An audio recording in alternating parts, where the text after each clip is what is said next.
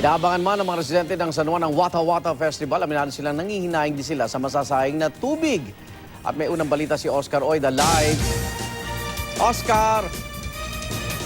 Yes, Igan, ngayong araw na nga yung Water Festival o yung tinatawag na Wata Wata dito sa San Juan, no? At sa kabila yan ng patuloy na nararanasang water interruption sa lugar.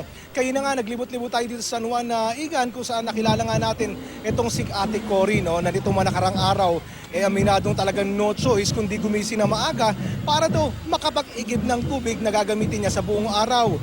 Nangyari kasi di kaila, no? Patuloy nararanasang water interruption sa kanilang lugar, kaya naman hindi raw niya maiwasang manghinayang dun sa anyay masasayang na tubig sa pagdiriwang ng Wata-Wata, no?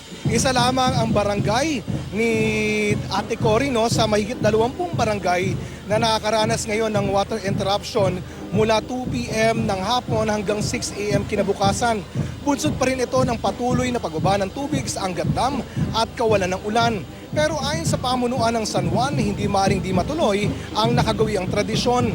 Pero kung dati-rati umaabot raw sa 50 fire truck ang ginagamit nila sa kanilang water kit, ngayon 16 na lang daw. Sumisimbolo sa ika-16 na taong pagdiriwang ng nasabing kapistahan. Ang 34 na fire truck gagamitin umano sa paghahatid ng tubig sa mga barangay na nakakaranas ng water interruption dito sa San Juan. Igan?